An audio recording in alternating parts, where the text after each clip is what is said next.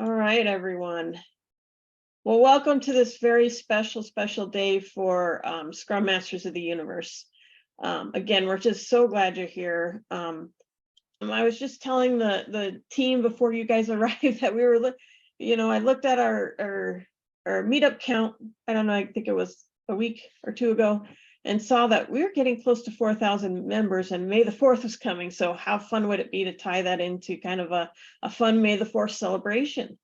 So we launched, 4,000 members by May 4th, which got crushed several days ago, and actually today we're up to 4,058. So that's just the broader audience that we can serve and provide. This kind of connection to is all the happier that makes us. That's why we do what we do.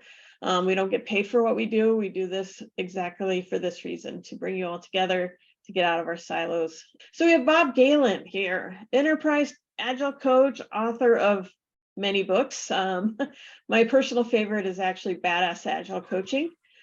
He's also the host of podcast Metacast, which is in its 13th year, I think.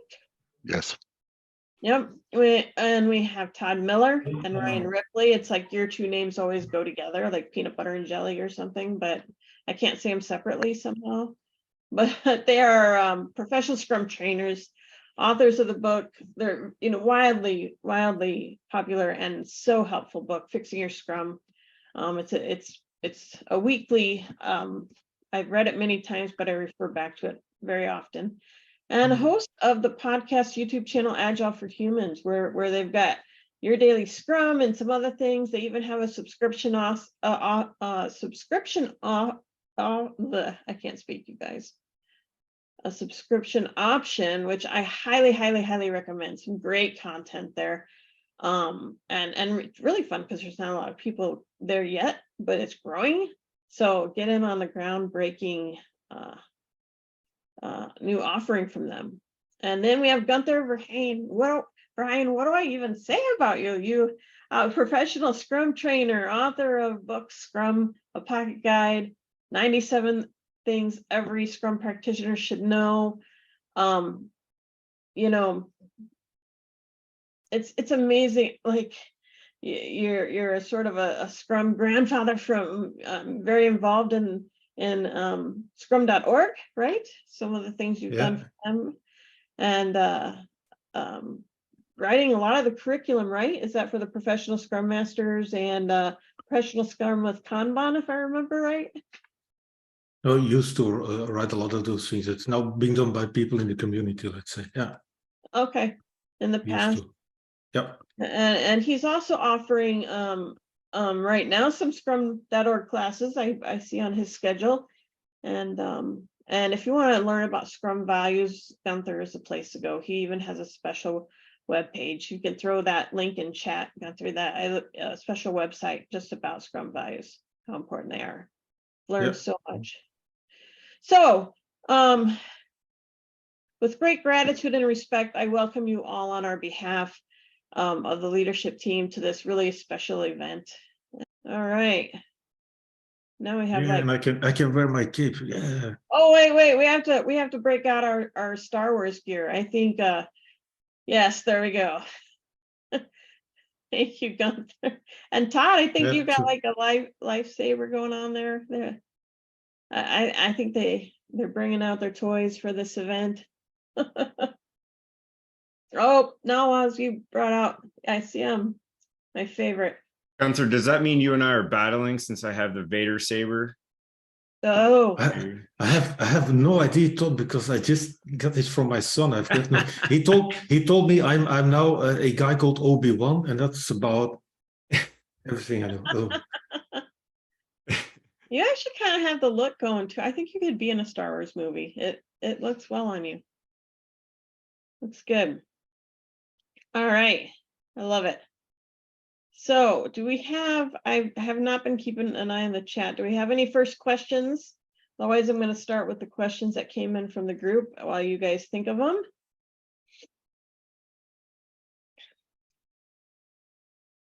All right.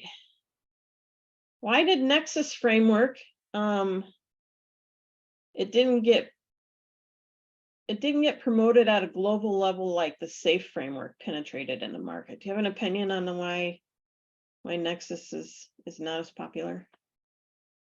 I think that, sorry, I'll just jump in. I think Yeah, that's a function of the trainer model more than the marketing or efficacy of a framework. And so, you know, when you take an SPC course and you get certified, then you can teach a class, and that really spread the number of people who could teach and train. And that really, I think, is what led to that initial growth. With Nexus, in order to teach it, you still have to go through the Scrum.org process of being a PST. It's a little more rigorous. It's a lot more rigorous. And so I think that was probably one of the main factors. I know that there's now a really good book, you know, Patricia Kong, Kurt Bittner, they wrote a really nice book about Nexus in the Scrum.org series. Information is starting to come out. And I think companies are starting to realize that Nexus, it's still Scrum, and there's some benefit to that. And so I think we're seeing kind of an uptick, but I mean, point well taken. SAFe definitely got out there, but I think that was a function of their model more than anything else, especially around who can train and who can teach it. Yeah. Plus, nobody believes that it can be that simple, because everybody thinks if they're a big organization that they need more than just whatever Scrum, or they need some big things. So it's just overcoming that sort of disbelief also. Just people don't believe, no, it can't be that simple. And that sort of has to do also with sometimes with management leadership, with status, ego, feeling important that, yeah, we want to be able to do more than Scrum. So it's a lot of things probably. Yeah. So we're jumping around here just because there's lots of questions. Like, what are your thoughts on, I'm not sure I've heard of this, but what are your thoughts on organizations Order 66ing their agile departments? My organization released most of the Scrum Masters except a couple of us. I know Capital One went through a similar move. Do you see this as a trend? I think it might be hard to answer just because of the economic uncertainties that we have and if there's any correlation there. I also think that it could be how, I'll be blunt here, it might not be a popular opinion, but it could also be how organizations have interpreted the Scrum Master role, right? Scrum Master was never intended to be a JIRA administrator, right? A Scrum Master is a powerful change agent in an organization that is there to work with the product owner, work with the developers, work with the Scrum team, but then there's a whole organizational aspect to it that I think has largely been ignored in a lot of organizations. And I think that could have contributed to it as well, right? As tools have progressed and things like that. So this is my level of kind of resetting into, we need to really view the Scrum Master accountability, now it's accountability, I said role, but as the powerful change agents that enables agility in an organization, and the effectiveness of a Scrum team and is given the authority to do that. So I think that could be a bit of a byproduct of that. Yeah, I think so. I hope some organizations, they don't know what to do with us. Right? I want to make it a real quick important point, I think, is how are we communicating our value to the organization so that when they're making economic decisions, they understand the value proposition of anyone with Agile in their name. That's be it Scrum Master, Coach, Agile, release agents, or whatever. And I don't know, I would challenge us as a community that we're not communicating our value maybe as clearly and as precisely as we should be. So we need to, and boldly. Very often we're shy, or we expect other people to communicate our value. And we should be, every one of us has a valuation, communication, connect the dots, make sure that every leader in the organization knows what we're doing, what we're producing, why we should be there. Yeah, and I'd like to build on that a little bit, Bob. That's really great, because Jamie, I'm not seeing such a big sort of demotion, whatever things, firing people in Europe at least. What I have seen is a bit of building on the problem that Bob just indicated, that certainly like 10 years ago, there was an enormous boom of Scrum in the Netherlands.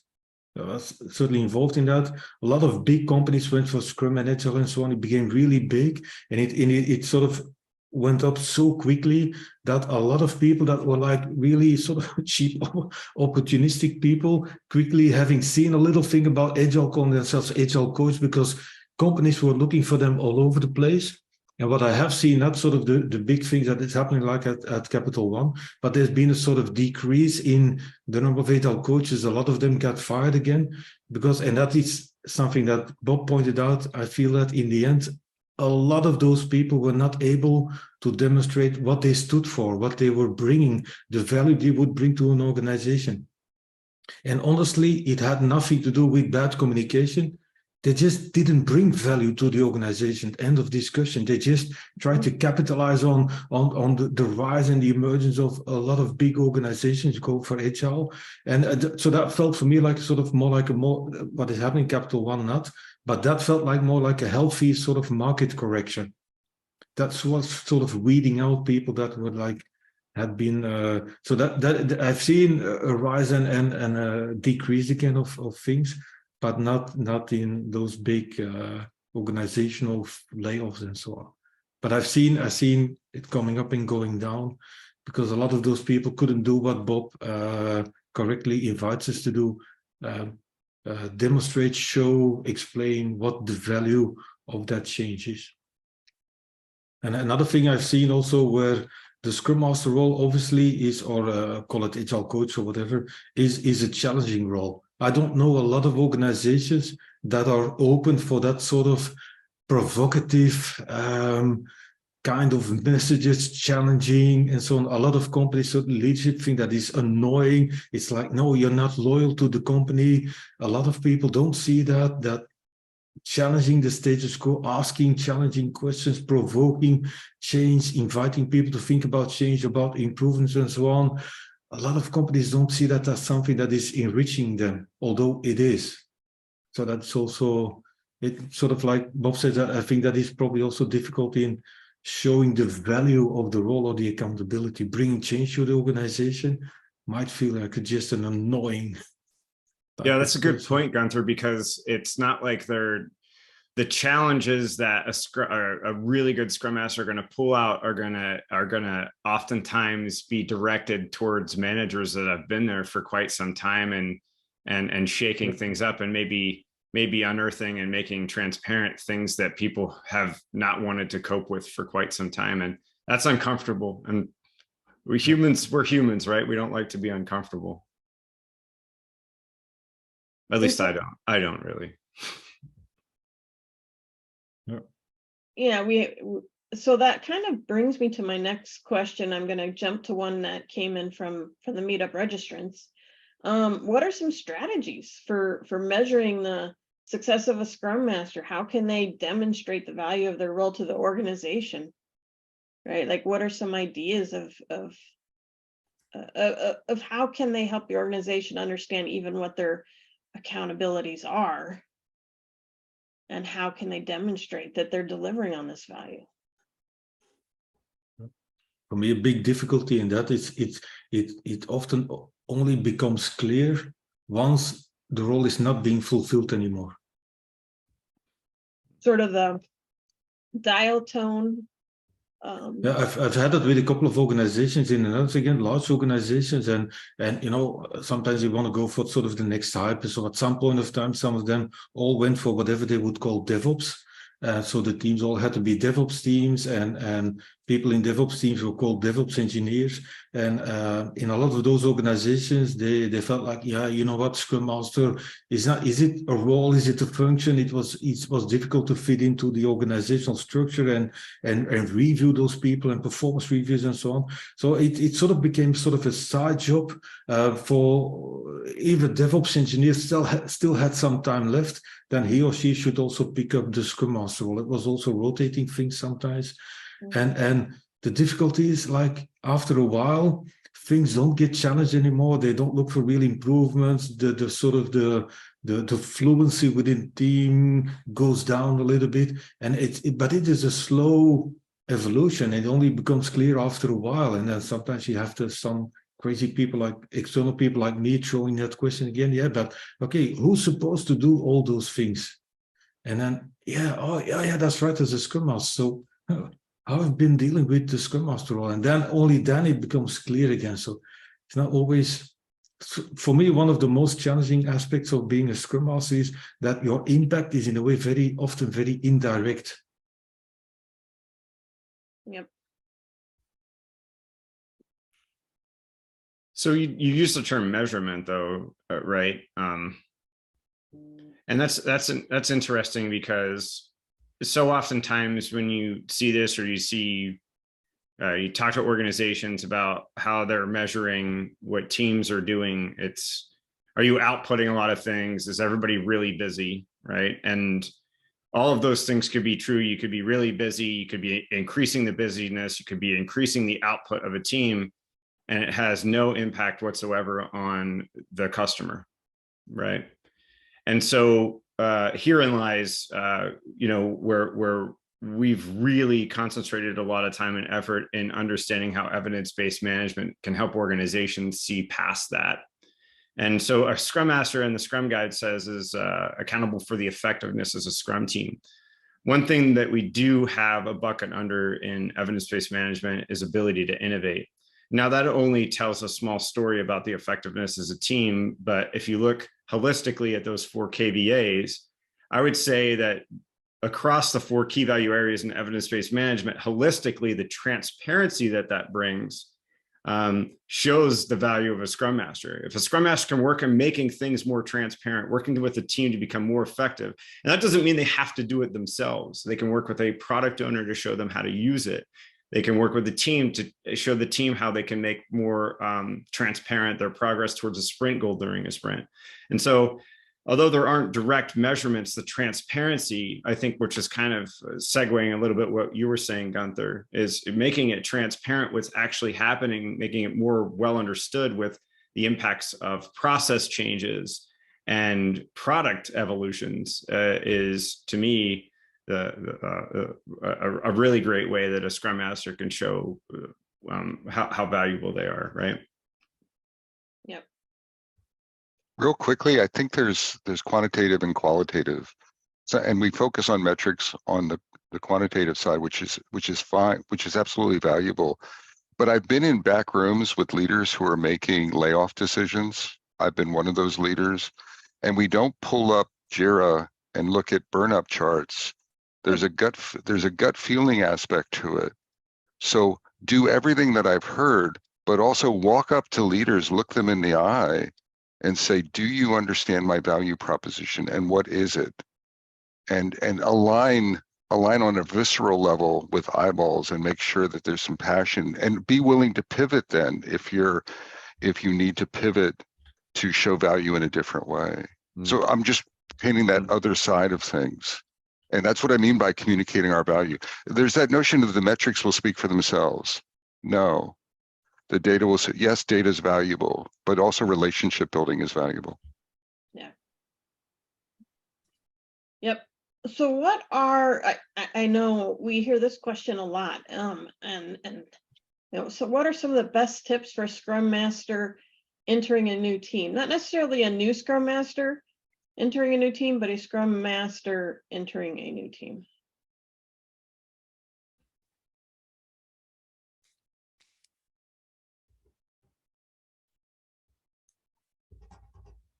I think we're all trying to be polite and let each other speak first.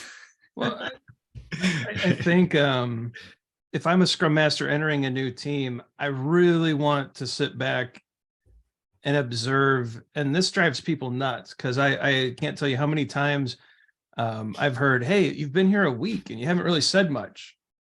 Right. And I'm like, well, yeah, I really want to see the lay of the land before I touch it. I want to see what's actually happening. I want to see how people interact. I think a lot of what a Scrum Master does, which can be why it's so hard to quantify what we do, is improve the relationships between the product owner, the developers, and the organization. And we're building those networks and those relationships that Bob's talking about.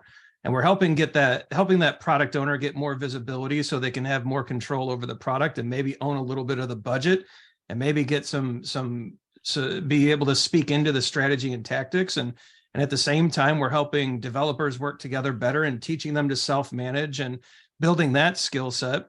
But before you can really do that, you've got to see where they're at. And so I think being a little patient and not trying to just jump in and scatter all the pieces on the chessboard is really important. But once you do decide to act, I think it's important, to Bob's point, the networking and the relationships, but also show up with a little bit of data. Like, hey, I wasn't just watching y'all. I was also digging into Azure DevOps, and I noticed that our WIP limits are way out of control. Our work in progress is crazy. Our item aging, we've got 4 items that are now a month old in their current state. These are things I've observed. Which one of these do you think we ought to dig into first? And so I think you show up on both ends of it, right? And I think that's super important.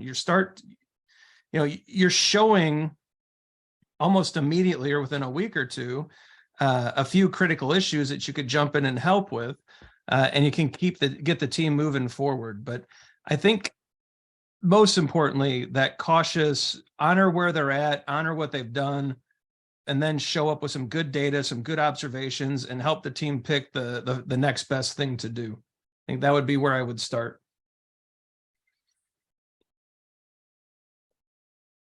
Can I just plus 1, 2, or 4 to what Ryan said? I see a lot of Scrum Masters that go too fast, is another way of saying it. And there's a good reason for that. They're under pressure. I just joined a new team. I just had a new job. But it's counterintuitive, right? So it's like, go slow, observe, learn, respect, and then figure out where you go. A big thing I learned from Todd when we were writing our book, he talks a lot about, and he does this in our classes and on our YouTube channel. Todd's got a lot of good insights, and this was one of them that, he would try a practice in one organization and it would work beautifully, right? Hey, we're going to do a swear jar, or we're going to do, if we're late to the daily scrum, we have to sing a silly song, and he would try to take that to a different org. And those are bad examples. He was doing, much more clever things than that.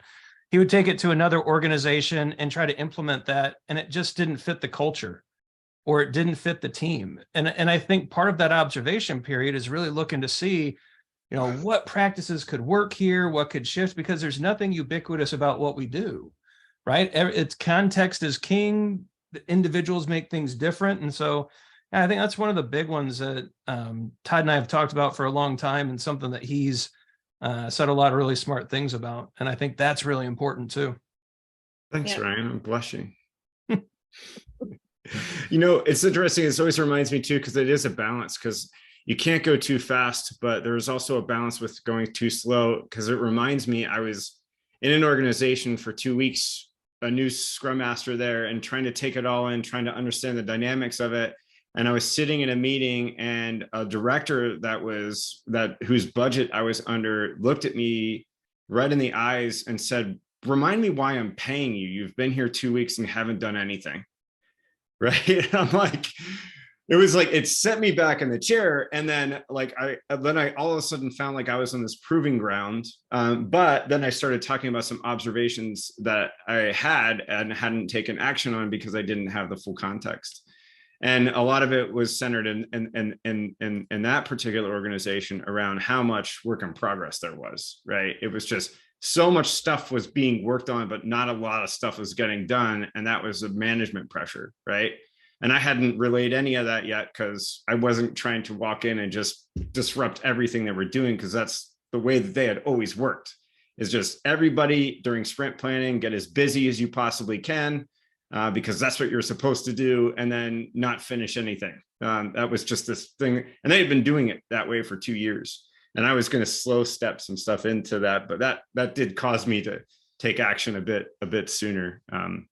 It kind of set me back in my chair. So, well, I think a challenge for Scrum Masters is to be what I call impatiently patient. Because first of all, don't forget to take it to the team, figure out, because you can, even based upon observations, you might think what the problem is. Always ask the people, so involve them at least, get them to go along with you. And when you're sort of injecting change, take it slowly. Make sure that people have time to absorb it, to process it, to digest it, to really get a hold on it before bringing in too many potential changes at the same time. So be careful in what you think should change. So always take it to the team. And once you start working with the team, give them also some time to, of course, you want them to improve and you want to do this and you see potential problems over there and so on, but be patient. So be impatient in the change you want to bring, the improvements, but be patient in letting people, humans, digest and absorb it.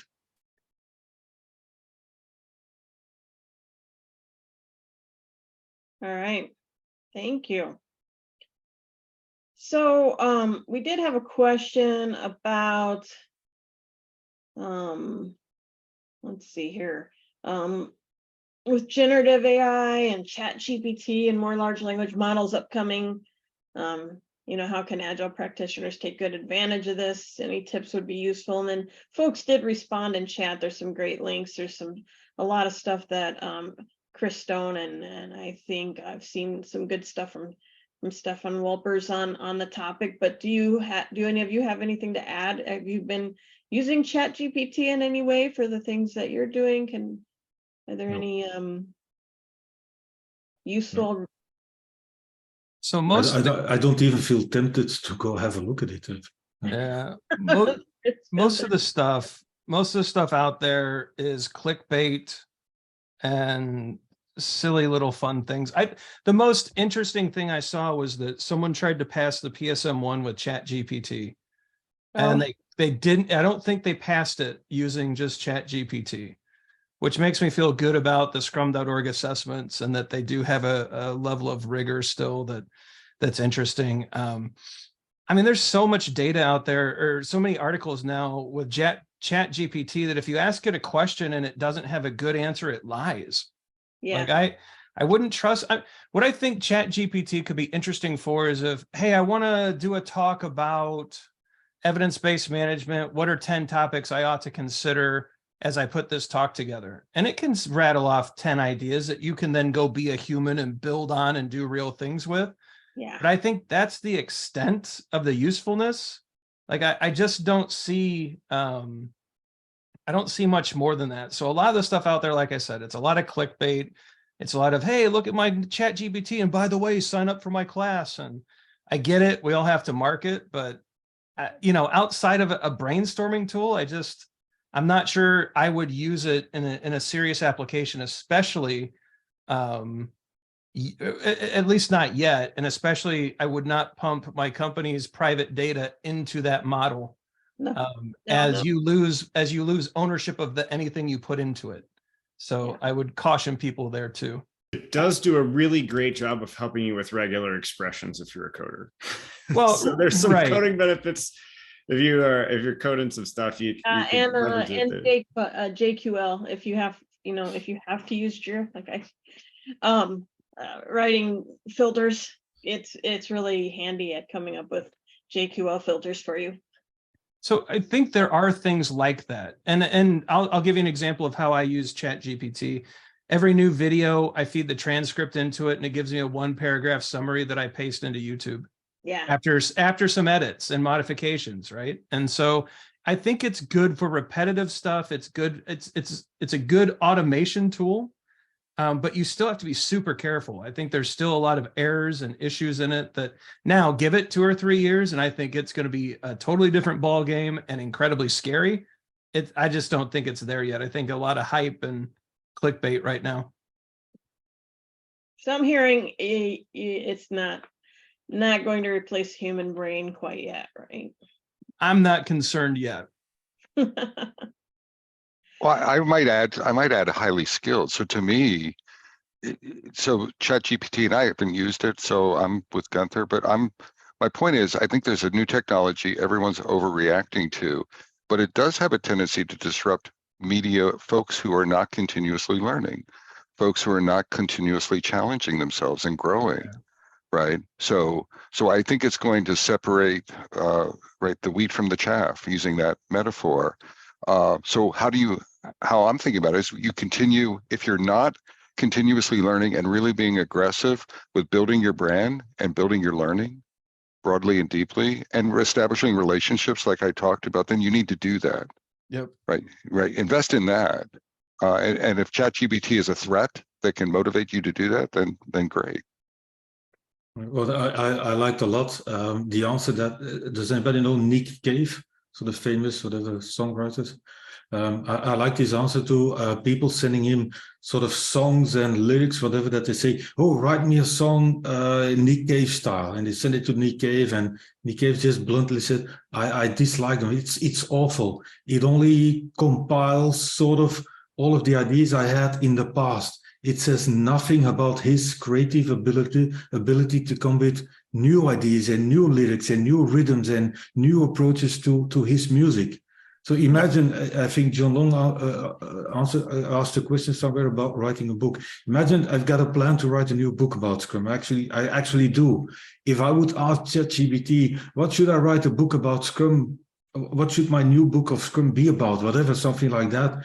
It would only bring up things that are already out there. It wouldn't inspire me to bring something new and some new innovative insight or whatever. So it's able to compile all of the information that is out there in a very smart whatever way, but that's about it, I believe. Well, and actually only to the year 2021, the data that was used to data model, that was what they used to build it with, it only goes through 2021. So there's nothing past there that it's accessing for its data. So it's outdated. But now this next question, I'm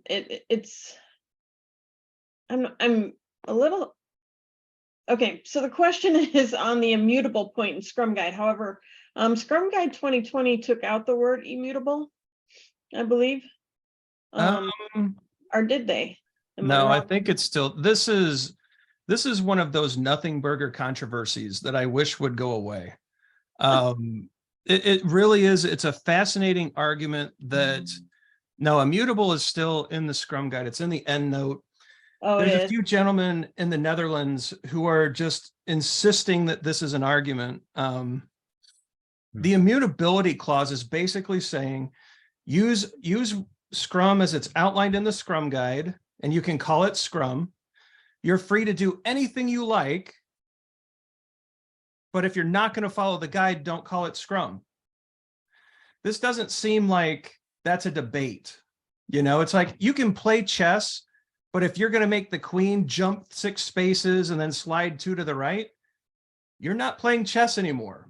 But you can do that. You can have fun with the pieces and move them around, you know? And so I'm not sure what else to say on this other than this is not a controversial topic. This is not a Ken and Jeff are dictators and they won't let us work. No, you can work however you want. They encourage you to deliver. You know, they give this Scrum Guide out for free. They're doing great. They literally changed the world. And this, to me, it just feels like a very petty criticism of a body of work that has literally improved the lives of millions of people. And I hope this argument goes. Go ahead. The fact that it's immutable only applies sort of to the rules of Scrum. Scrum is a very simple, minimalistic framework with a number of rules. Even when applying those rules, there are so many options. There's so many possibilities to apply those rules. Yep. So the people taking the immutable things as very serious, they just don't get the fact that Scrum is a very open framework. Within those rules, there's tons of tactics and practices you can apply, and they can make every Scrum implementation look differently, although everybody's applying sort of the same immutable rules. So it's just people trying to make themselves look important. Yep. It's like, it reminds me of like 6 or 7 years ago when every conference had the Agile is dead talk. Yeah. Right. So I think there could be a little bit of that going on. Yeah, and on the other hand, we must be aware of the fact that Scrum is being used in so many places by so many people. There is no way that you can sort of, no matter how minimalist or simple you want to get it out there. There will always be people that see something, whatever, that they don't like and so on. It can never be genetically, universally applicable for everybody across the universe. All right, I have to weigh in what they all said. Thanks, Bob. That was very insightful. Yeah. All right, I like. I feel like Bob, Chat GPT would have in the future predicted that you were going to wear red suspenders and sent us all red suspenders for today. Yeah. I'm just saying. But I think that sort of discussions, there's plenty of them. It's sort of, let's say, sort of the downside in a way of the success of Scrum. Scrum is everywhere; it's all over the place, and it in a way it also shows a little statement I had in my book that I said, you know what, I've referred to the technology adoption life cycle of Jeffrey Moore with the chasm and so on, and there's a phase in which there's a sort of market leader emerging from the chasm, and he calls it the gorilla. And just Scrum is the gorilla of all agile frameworks, let's say, and the fact that all those people bashing Scrum and on the other side all those people promoting Scrum, both shows that Scrum is just the leading framework. So people opposed to it and so on. So all those people bashing it, I would love them to bring something positive out. If they don't like Scrum, cool, great. What do you believe in? What do you stand for? And in the meantime, I welcome them bashing Scrum because it just confirms the sort of leadership position, the gorilla position of Scrum in a way. And Gunther, to add on to your point with the bashing and the fact that Scrum is so simplistic, is oftentimes when you start asking questions, there's a lot of misinterpretations. People are saying, well, user stories don't work in our situation. The burn down chart causes negative behaviors. Story points don't work here. We don't understand them. And you start to hear all these things, and the answer is, well, that's not Scrum. Those are those practices that work at a point in time for a particular team in one situation, and now everybody's using them in everything. And so what I highly encourage everybody to do is read the Scrum Guide, read it again. It's 13 pages, and you won't see a lot of the things that a lot of organizations have as their interpretation of Scrum, as what may or may not be working for them. And so go back to simple. And that's a lot of times what we do when we go and talk to or work with an organization is, instead of adding more pieces in, we'll start pulling pieces out and getting it back to simple. And teams are more effective that way, oftentimes. Yeah. Right. But that's something that's in a way something we can sort of, in a way, blame ourselves for, let's say, as people promoting Scrum. We still haven't got the message through that you've got the rules of Scrum and then tactics to apply the rules, to play by the rules. And people continuously confuse them. And thereby they limit themselves in openness and options and potential ways to apply Scrum, which, by the way, often also happens because of organizational pressure and imposing things. If an organization goes in and says, we're adopting Scrum, it's my typical example, and they say that all teams, whatever they do, in whatever technology, whatever product they're working on, all teams have to work in sprints of 2 weeks. And all their sprints have to start on the same date and end on the same date. They take away all of the openness that Scrum has. Because you can tweak your Scrum to your context, your situation, your demands, your consumer base, your whatever. And so we still haven't been able to get that message across that, yeah, there are the rules of Scrum, but you know what? Those rules give you sort of minimal stability, which you will absolutely need. And you know what? Within those rules, there are still so many options. If user stories are not working for you, try something else.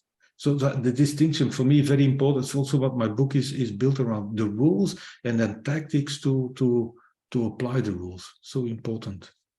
It kind of actually leads into our next question, and I'll add that I think of the Scrum Guide, setting guardrails. That's kind of how I've described it to my teams. That those are guardrails. But anyway, so now we have this case of line managers or chapter leads, whatever you want to call them, and obviously they're still part of many organizations. The organization org chart hasn't completely flattened, and so we're still dealing with that. And and there's always a question of how do you deal with that and still have a self-organizing team when you have these line managers, trying to, let's say there's 9 teams in a department and they're trying to standardize the Scrum implementation across those 9 teams. You'll all ask, okay, here is the daily Scrum script we want each team to use, and here is your here's your definition of done. It's not, and different things. And here's how you'll keep track of metrics. And they're just, how do you, I guess, I know they still have a role in Scrum. So what's the role? And then how do you have that conversation with them when they're sort of controlling the process of all your teams? So they're not really self-organizing teams, and you're not allowed to do things as per your context because there's so much standardization that they're imposing on teams. I mean, one thing to think about real quickly is there's been this them and us. I don't know when it started, maybe from the beginning for 2 decades or more. It's like managers are outside of Agile. I'm going to say it that way. Forget Scrum, Agile, Scrum Run, XP teams. And in our language, we sort of talk about them like they're pointy-headed dilberts. They're ill-intentioned. They don't have a clue. And that actually may be true, but I don't know if that's helping us by meeting leaders disrespectfully and not being inclusive and not partnering and things. So I want to put that out there that I think, and not all of you, but folks that aren't in this session do that. None of you do that, but it's like, don't marginalize the leaders. How do we partner with them? And let's go beyond that. How do we understand what their driving forces are? Maybe they're driving us for commonality across Scrum teams. So instead of saying that's not Scrum or that's not Agile, perhaps engage them in a relationship, try to figure out the why behind that. What's the business why behind that, instead of making assumptions? So I throw that out there as a general mindset shift to start with. Yeah.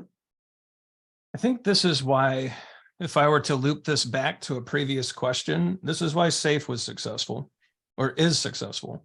There's a clear position for a manager in a SAFe implementation.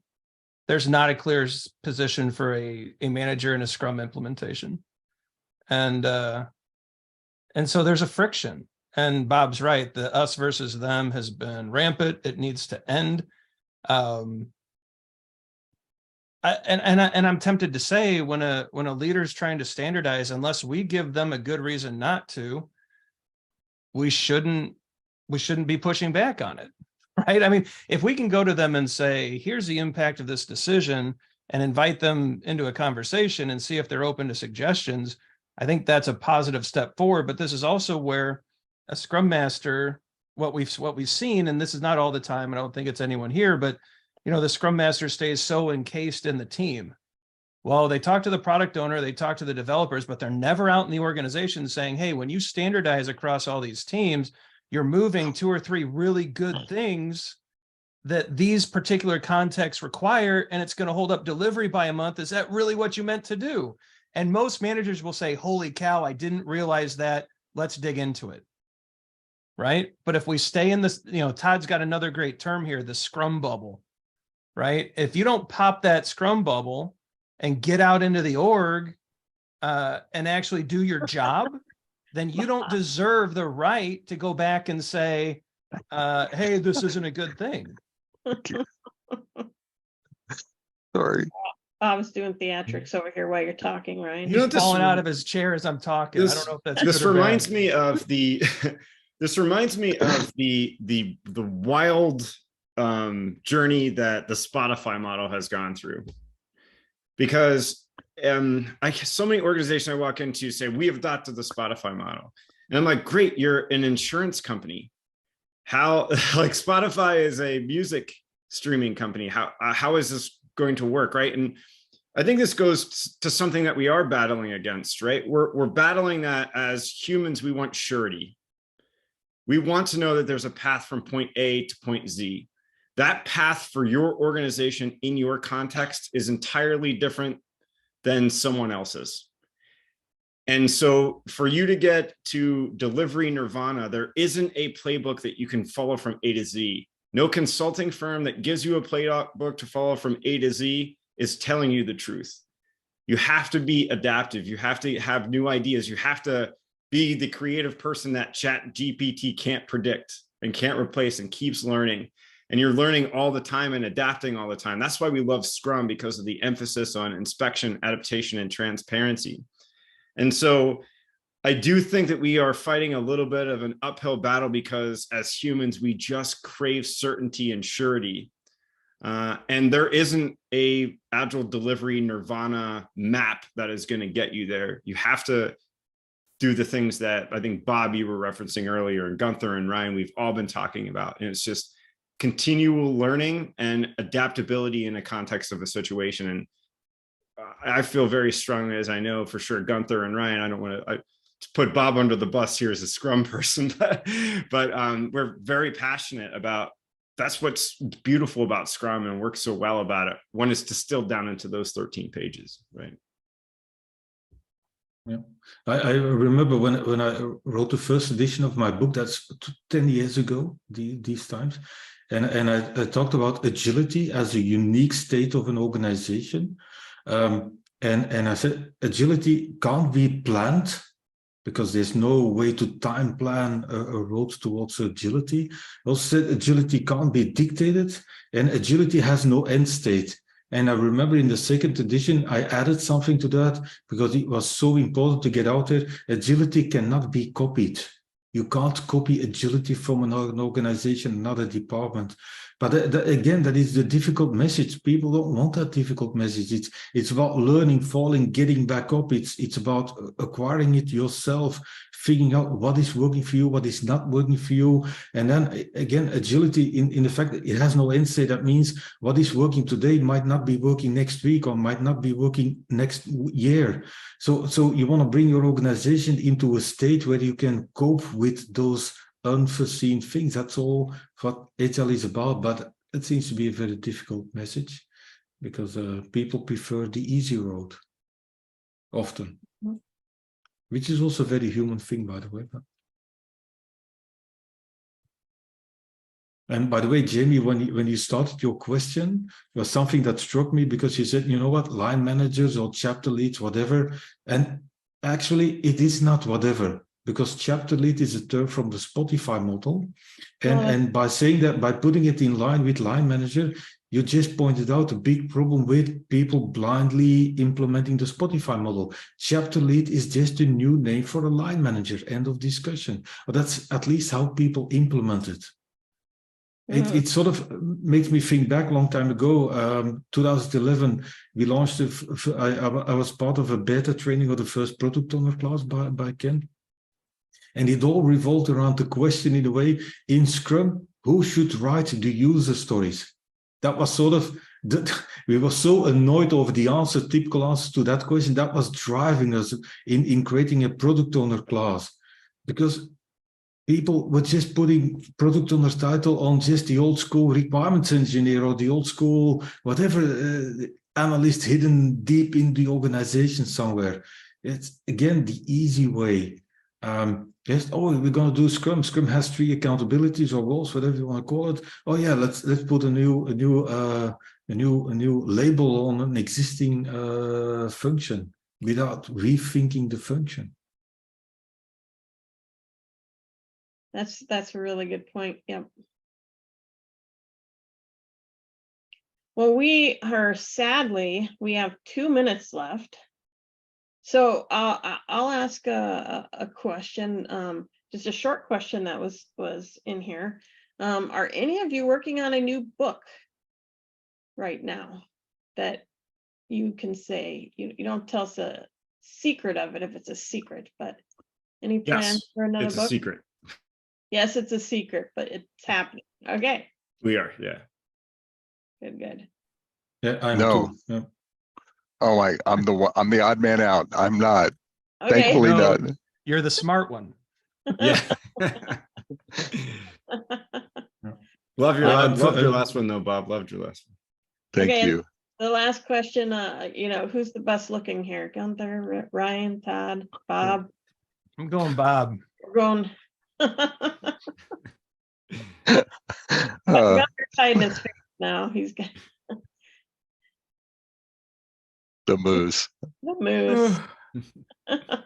Oh, it's definitely not me. That was about the panelist, not me. But thank you, Maru. Grogu in the background. That's right. Yeah, Grogu, yeah. I like There's Grogu. Grogu hanging out.